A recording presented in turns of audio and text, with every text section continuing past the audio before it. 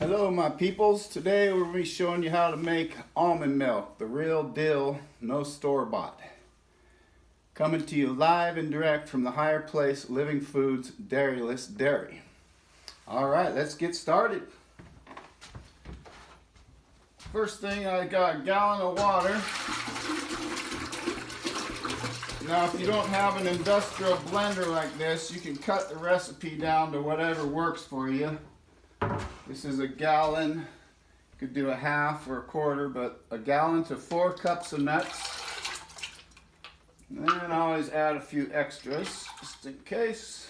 Alright, and then we blend it up super good, so it actually turns into milk. Which is kind of where this massive blender comes in handy. Alright, let's get started. Here we go.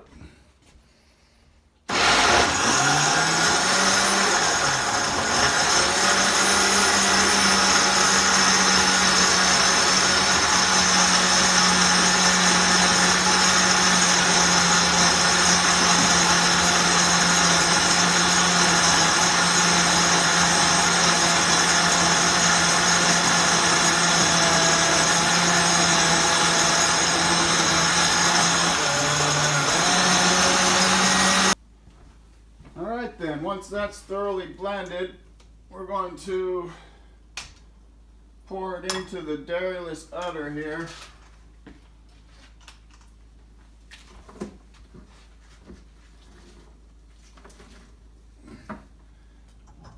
After 35 years of making this stuff, I found that a paint strainer bag is really the best way to go.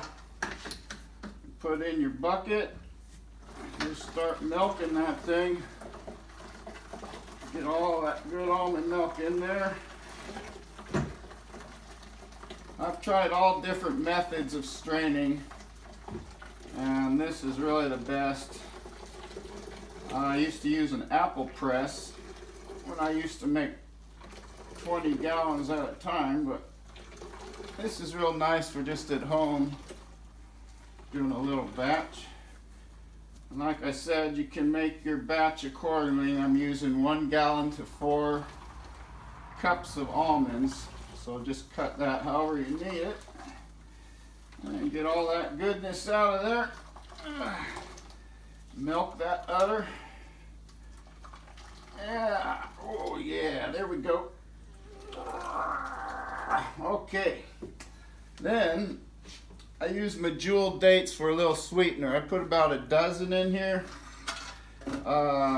Depending on how sweet you like it, you can do a little more, a little less if you want it less sweet. And then we promptly reblend that back up with the sweetener. Doesn't take quite as much blending as doing the almonds. Stick the lid on there. Alrighty.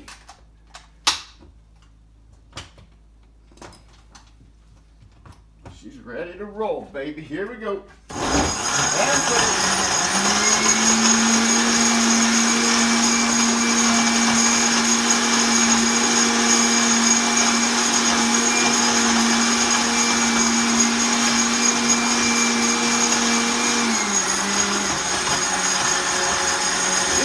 Get them nice and blended up. Not really trying to melt them.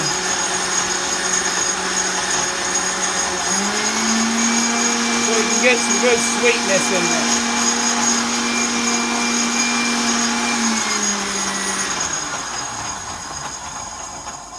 Alright, that should do it for that. Now when I strain this stuff, because you are making milk, you don't want any stuff in there. So I use a nice screen like this and just pour it on in there.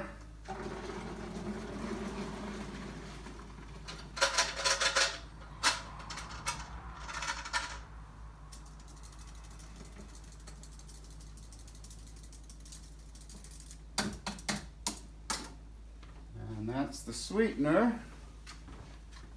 Now, we'll show you up the bottling method next. Now for the funnest part is the actual bottling of the milk. Oh yes, I left out a crucial part. When you strain the dates, you want to use your paint bag strainer again to maintain the perfect milky appearance, otherwise stuff will get in there. So this guy and this guy. And another crucial element is you want to mix the milk very good before you pour it into your transferring vessel. Put that in there. Oh yeah, looking nice. Okay, let's fill a few of these things up.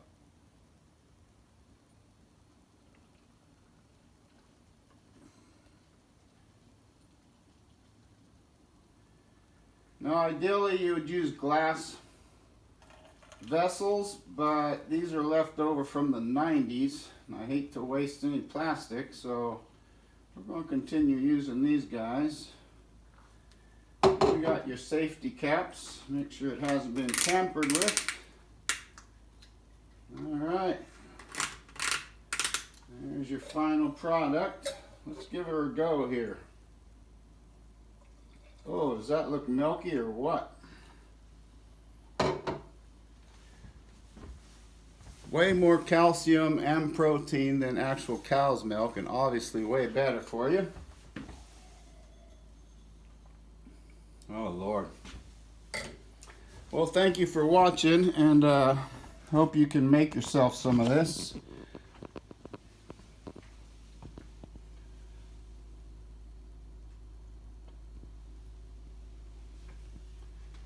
And that it gives you much health and pleasure. There are some other styles you could make, basically doing the same thing, but the date shakes you add like 30 dates instead of a dozen. There's the glorious milk. Woo. Man, that is frothy. All right, peoples, you have a beautiful day, and we shall see you next time.